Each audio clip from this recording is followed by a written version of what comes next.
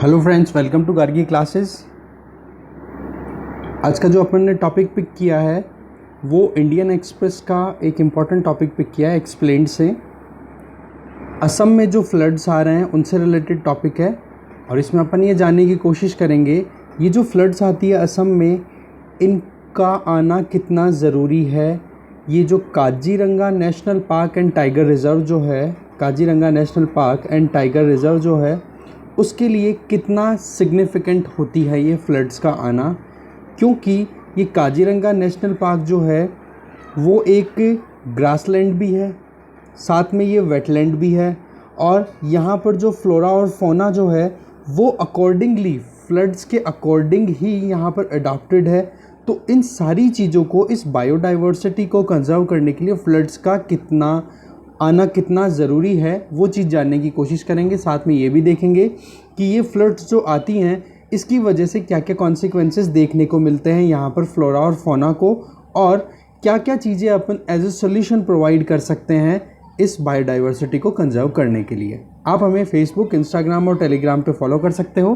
तो चलिए स्टार्ट करते हैं अपना डिस्कशन। सबसे पहले अपन देखते हैं ब्रह्मपुत्रा का जो फ्लो ट्रैक होता है, फ्लो ट्रैक है वो देखेंगे। देखो, ब्रह्मपुत्रा जो है तिब्बत से ओरिजिनेट होकर इस तरीके से यूं फ्लो होकर के फिर सियांग नाम से अरुणाचल प्रदेश में एंटर होती है। अरुणाचल प्रदेश में सियांग नाम से एंटर होने के बाद में फिर ब्रह्मपुत्र नाम से, यहाँ से सदिया से शुरू होती है ब्रह्मपुत्र नाम से ये रिवर। सियांग को ही ब्रह्मपुत्र बोलते थे जब इसमें दिबांग और लोहित ये लेफ्ट हैंड ट्रिब्यूटरीज जब सियांग में ऐड हो जाती हैं, मिल जाती हैं। अब यहाँ पर अपन ये देखेंगे कि ब्रह्मपुत्र ये है पूरा ये वाला ट्रैक।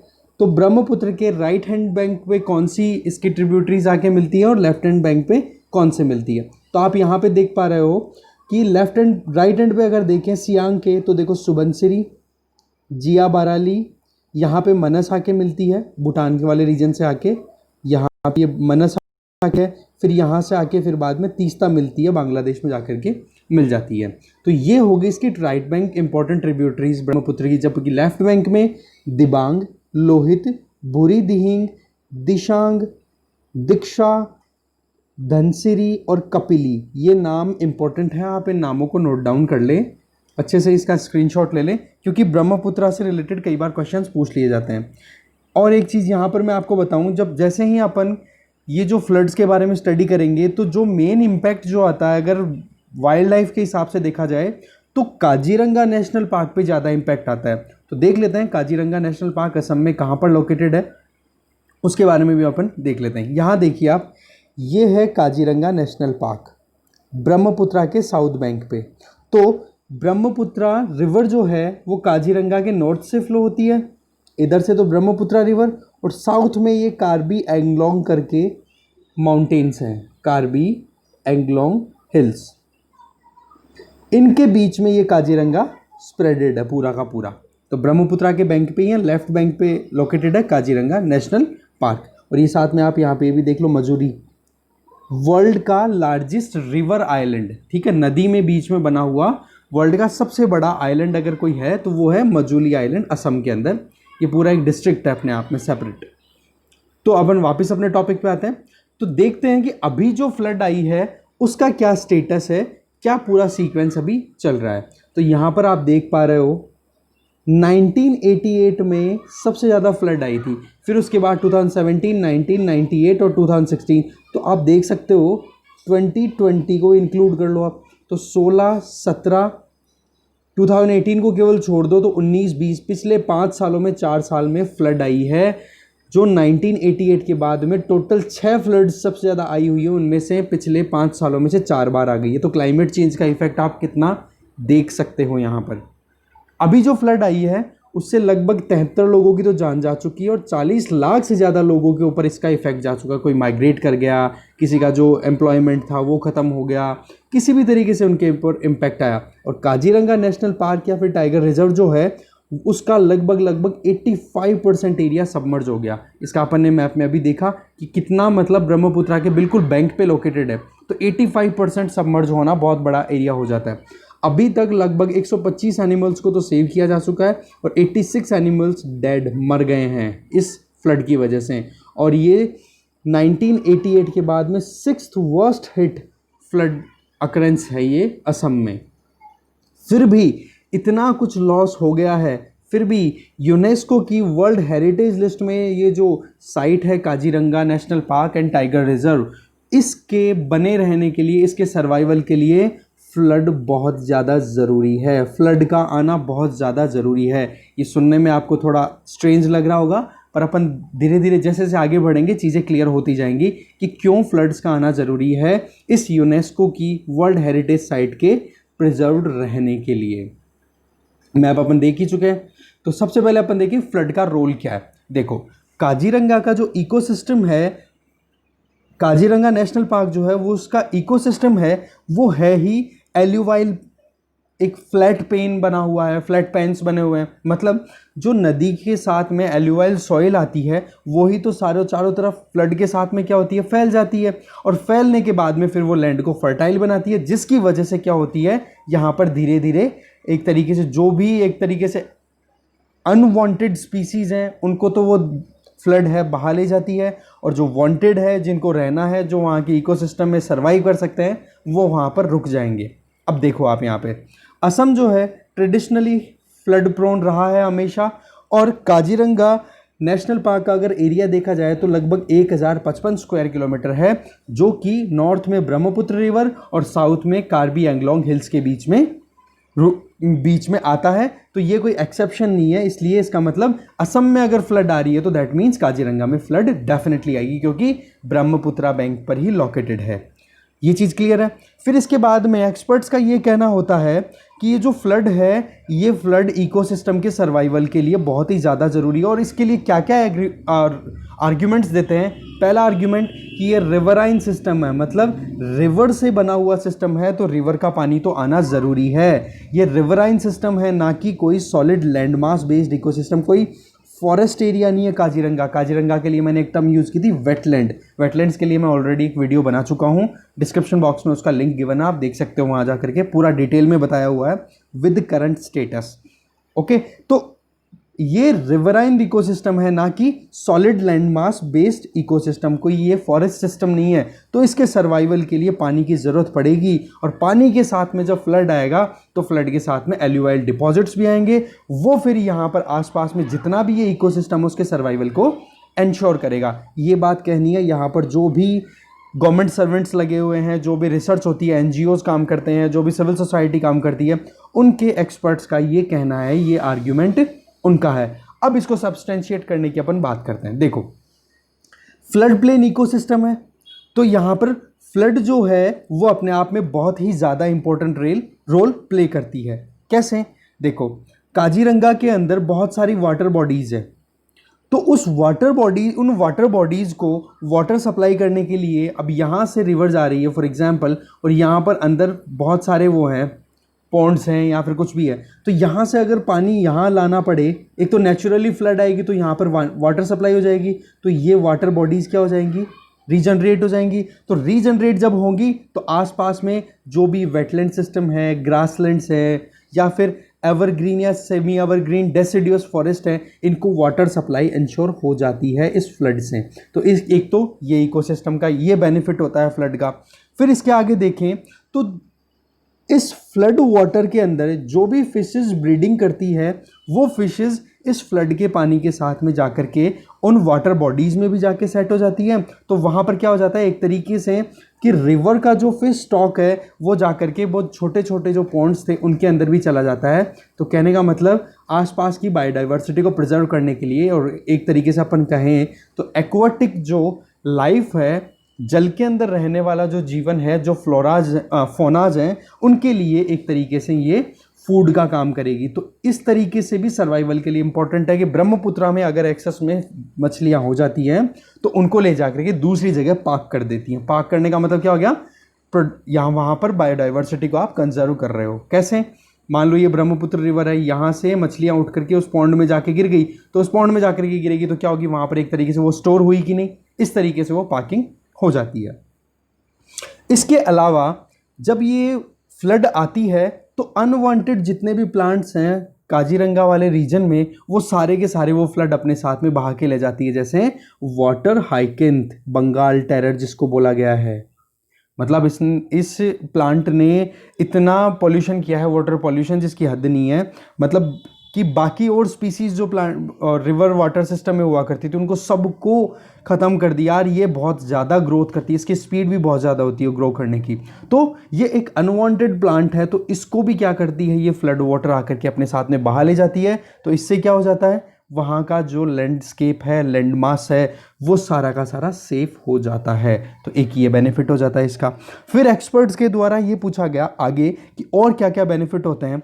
तो देखो, काजीरंगा जो है वो हर्बीवोरस डोमिनेटेड एरिया है। हर्बीवोरस का मतलब क्या हो गया, जो केवल घास फूस खाने वाले जीव होते हैं उनसे डोमिनेटेड एरिया है।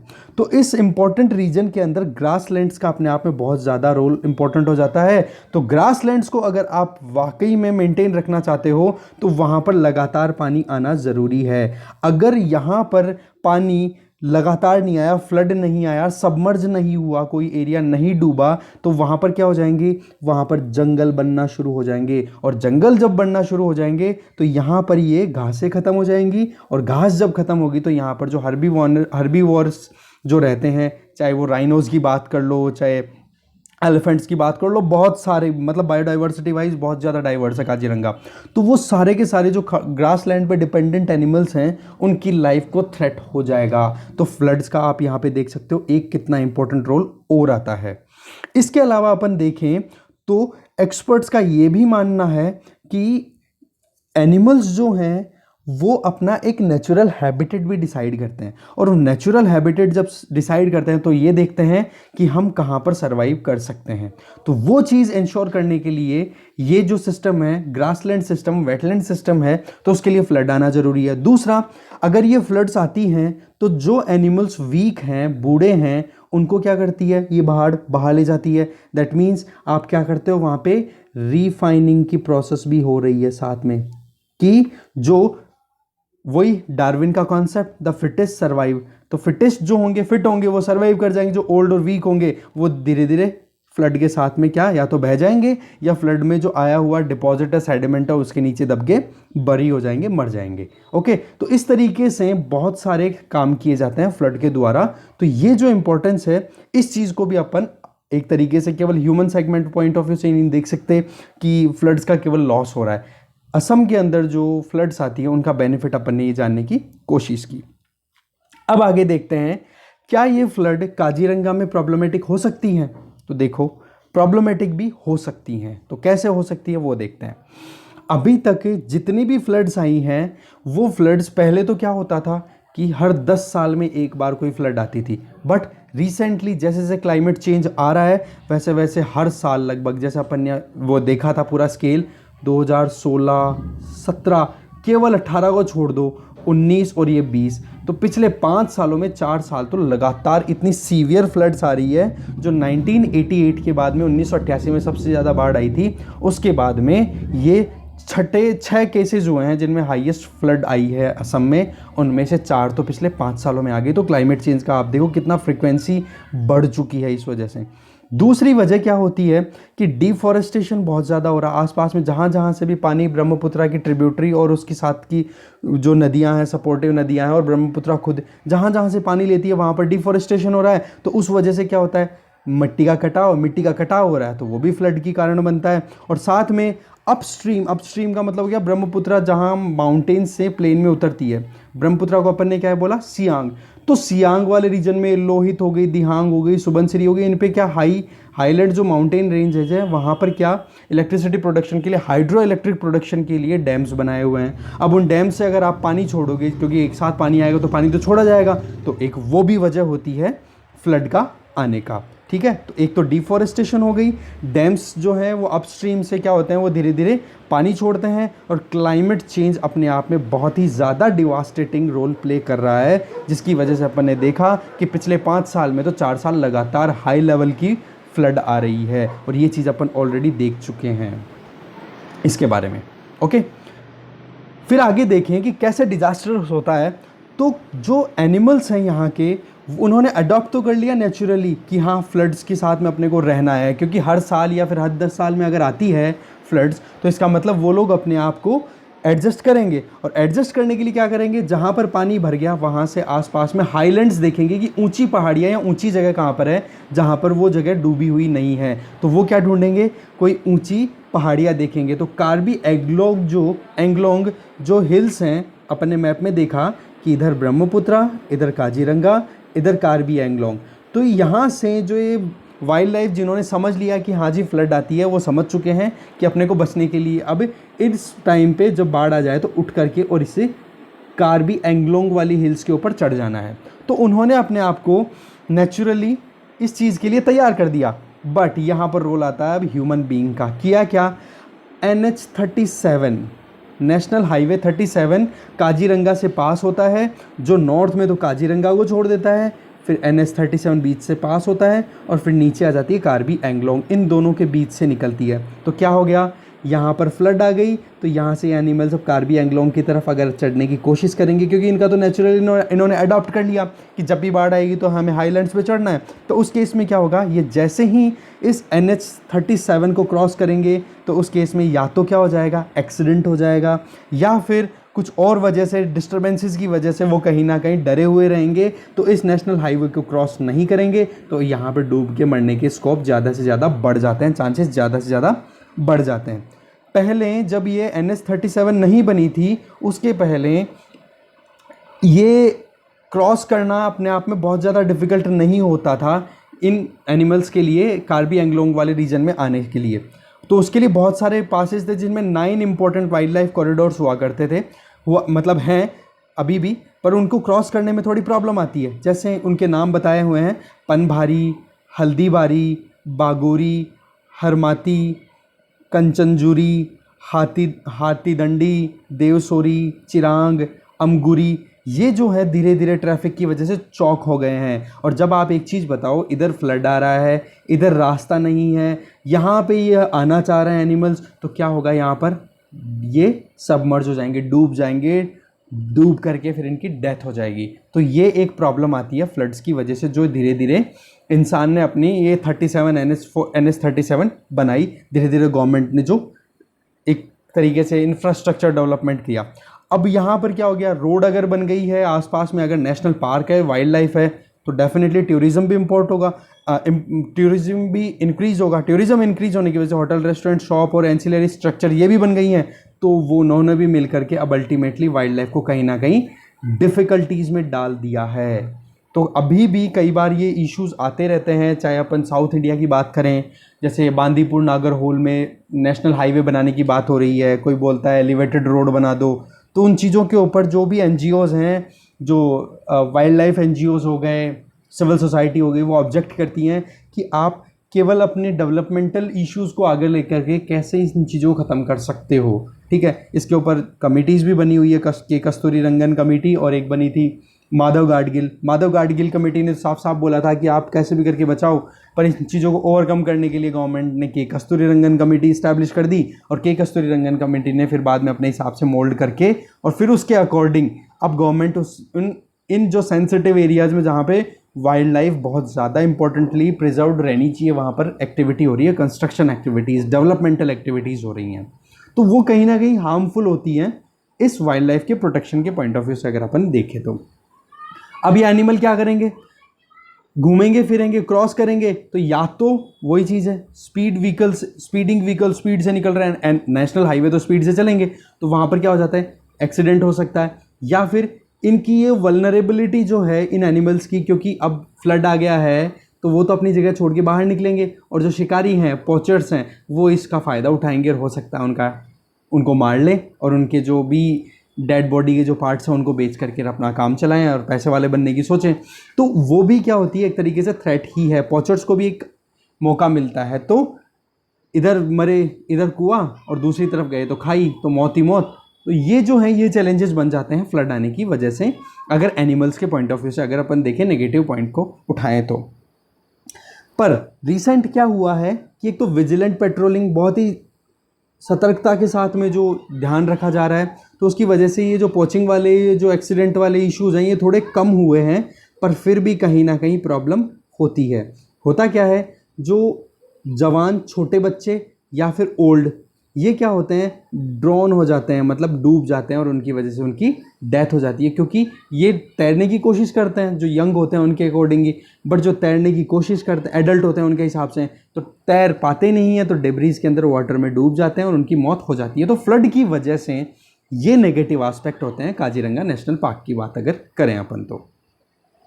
अब बात करते हैं आसपास में ये फ्लड आती है तो विलेजेस में, हैबिटेट्स में क्या इफेक्ट आता है। नॉर्मल सी बात है, देखो पानी आया तो एनिमल क्या करेंगे, अपनी बाउंड्रीज़ को छोड़ेंगे, अपनी पार्क की बाउंड्रीज़ को छोड़ेंगे और फिर बाद में हैबिटेट्स की तरफ भागेंगे जहाँ पर भी सेफ जगह उनको मिलेगी। तो वहाँ पर ह्यूमन एनिमल कॉन्फ्लिक्ट बढ़ जाते हैं। इसमें दूसरा क्या होता है कि राइनोज जो होते हैं उनके साथ में जो काव्स होते हैं, उनके छोटे बच्चे जो होते हैं वो माँ से दूर हो जाते हैं। टाइगर्स जो होते हैं वो तैरते हुए, उनको तैरना आता है तो आसपास के गाँव में चले जाते हैं, तो वहाँ पर भी फिर बहुत ज़्यादा डिजास्टर्स कंडीशन बन जाती है। तो आसपास की जो रीजन है वहाँ पर भी इफेक्ट आता है। पर फिर भी वहाँ के जो लोकल लोग हैं वो फॉरेस्ट डिपार्टमेंट्स के साथ में मिलकर के, wild life trust of India के साथ में मिलके, एनजीओज़ के साथ मिलके, सिविल सोसाइटी के साथ मिलके वहाँ पर ये रेस्क्यू ऑपरेशन कंडक्ट करते हैं कि वहाँ पर लोगों को भी बचाया जाए और वाइल्ड लाइफ को भी बचाया जाए। और इनके अंदर क्या किया जाता है कि ये गाइडलाइन को स्ट्रेक करते हैं एनिमल्स के लिए कि आप कैसे भी करके सेफर जोन क्रिएट करो जहाँ पर आदमी तो होना, खाली जगह मिल जाए, फ्लड के टाइम पे थोड़ी ऊंची हो, वहाँ पर ले जा करके आप इनको ले जा करके जो भी एनिमल्स और वाइल्ड लाइफ है उनको प्रोटेक्ट कर सको। और ये थ्रू आउट क्लॉक, मतलब 24 घंटे कंटिन्यूस प्रोसेस चलता रहता है। अब एक चीज़ आती है कि इतना कुछ हो रहा है तो क्या क्या किया जा सकता है, what measures are taken to prepare for the floods. Flood से बचने के टाइम पे ये जो इतना इशू आ रहा है, फ़ायदा तो देखा अपन ने शुरू में, पर साथ में इश्यूज़ भी तो हैं। उन इश्यूज़ को टैकल करने के लिए क्या क्या किया जा रहा है और क्या क्या किया जा सकता है, उनके बारे में देखते हैं। देखो, सोल्यूशन के पॉइंट ऑफ व्यू से देखा जाए, सबसे पहले तो प्रिपेयर्डनेस, मतलब आप पहले से तैयार रहो। कैसे कि सेंट्रल वाटर कमीशन जैसे ही इंफॉर्मेशन डिक्लेयर करता है तो जो अथॉरिटीज़ होती हैं वो बिल्कुल अलर्ट हो जाती हैं और ब्रह्मपुत्रा और इसके आसपास की जो ट्रिब्यूटरीज़ हैं, जो अरुणाचल प्रदेश से अपस्ट्रीम आती है, नदियाँ नीचे उतर के ब्रह्मपुत्रा में मर्ज होती हैं, तो वहाँ पर वाटर लेवल के ऊपर ध्यान रखा जाए। साथ में सेंट्रल वाटर कमीशन के गाइडलाइंस को फॉलो किया जाए कि अब क्या किया जाना चाहिए, आगे क्या किया जाना चाहिए। क्योंकि ये गाइडलाइंस सेंट्रल वाटर कमीशन की जैसे ही आए तो लोकल्स को बता दो कि भाई फ्लड आने वाला है तो आप दूर दूर चले जाओ, वहाँ पे मत रुको। दूसरी चीज़, एनिमल जो है उनके लिए रेस्क्यू प्लेसेस तैयार करो। दूसरा क्या किया जाता है, एनजीओ, लोकल जो कम्युनिटीज़ हैं, सिविल सोसाइटीज़ हैं, उनको क्या कर सकते हैं, उनको साथ में लेते हैं। साथ में लेने के बाद में फिर डोर टू डोर वैक्सीनेशन का प्रोग्राम शुरू करते हैं, क्योंकि फ्लड आती है तो फिर वहाँ पर डेफिनेटली आसपास के अंदर मतलब मॉस्किटोज की वजह से मच्छरों से होने वाली जो बीमारियां हैं, मलेरिया, डेंगू, इनसे बचने के लिए पहले से ही प्रिवेंटिव अप्रोच, मतलब डोर टू डोर वैक्सीनेशन किया जाता है। इसके लिए कैंप भी लगाए जाते हैं और साथ में ये भी ध्यान रखा जाता है कि कोई पोचिंग या फिर वाइल्ड लाइफ को कोई हार्म तो नहीं पहुंचा रहा है। ये चीज़ भी ध्यान रखी जाती है और रखनी चाहिए। साथ में NH-37 जैसे ही पास हो रहा है, अपने को पता है ऊपर तो हो जाता है काजीरंगा, NH-37 इधर कार्बी एंगलोंग, तो यहाँ से ये क्रॉस करके आने की इनकी हैबिट है। तो NH-37 पे व्हीकल्स की स्पीड को बिल्कुल मिनिमाइज़ कर दो, मिनिमाइज स्पीड लिमिट कर दो कि भाई इससे ज़्यादा स्पीड चलाओगे तो फाइन लगा देंगे, क्योंकि एनिमल्स यहाँ पे NH-37 को अब क्रॉस करने वाले हैं, तो क्रॉस करेंगे तो एक्सीडेंट ना हो। और साथ में सेक्शन 144 कि कोई भी एनिमल्स की इस वल्नरेबिलिटी को एक्सप्लोर करके उनकी पोचिंग, उनका हंट ना कर ले, इसलिए सेक्शन 144 भी अप्लाई कर दिया जाता है। बैरिकेड्स लगा दिए जाते हैं जिसकी वजह से कि एनिमल आराम से इजीली क्रॉस कर सकें NH-37 को और कार्बी एंगलोंग जो हिल्स है वहाँ पर पहुँच के अपने आप को सेफ कर सकें। साथ में काजीरंगा के अंदर क्या किया जा रहा है, आर्टिफिशियल हाईलैंड्स भी बनाई गई, पर उसके लिए क्या है, थोड़े से इश्यूज़ हैं। पहले तो ये देख लेते हैं आर्टिफिशियल हाईलैंड्स क्यों, क्योंकि NH-37 आपको पता है निकाल रहे हैं, तो NH-37 अगर वहाँ से निकल रहा है तो उसके लिए अपने को कोई ना कोई रिप्लेसमेंट बताना पड़ेगा कि एनिमल्स की हैबिट को चेंज कर दो कि कार्बी एंगलोंग की तरफ ना आकर के वो अंदर के अंदर काजीरंगा में ही बड़ी बड़ी टीले बना दिए मिट्टी के और उनके ऊपर ग्रासेस लगा दी। और वो टीले जब लगाए तो उसके बाद में क्या हुआ, वो जो एनिमल्स है वो वहाँ पर चढ़ जाएँ। पर यहाँ पर इशू क्या आता है कि वो एनिमल्स कोई ज़रूरी नहीं है, क्योंकि वो नेचुरली तो उनका ट्रेंड क्या है, कार्बी एंग्लोंग की तरफ जाने का है।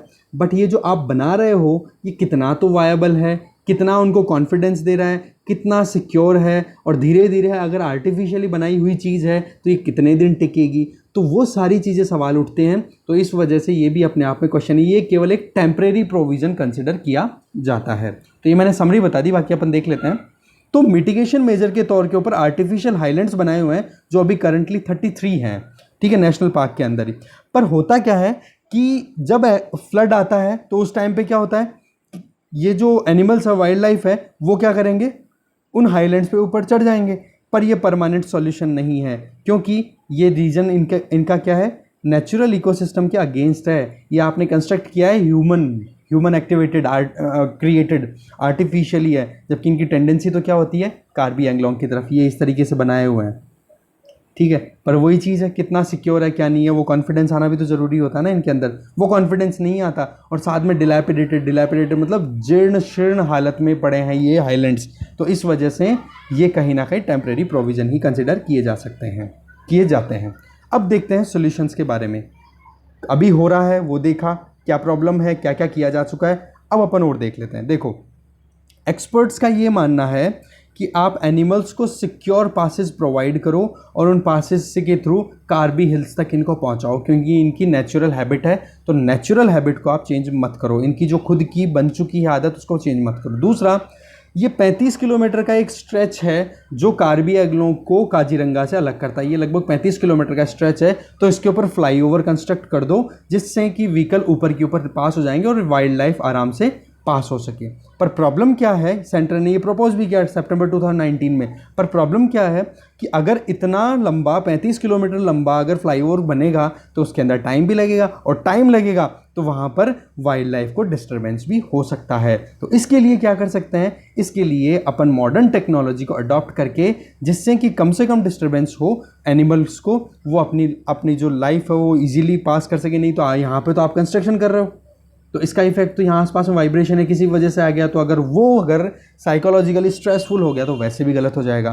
तो हाई टेक्नोलॉजी का यूज़ करके एलिवेटेड रोड बना दो, जिससे कि फिर बाद में एनिमल्स आराम से नीचे अपना खुद का रोम कर सकें, आग घूम फिर सकें, और ऊपर से व्हीकल भी चल सके। ये बहुत बढ़िया सोल्यूशन है।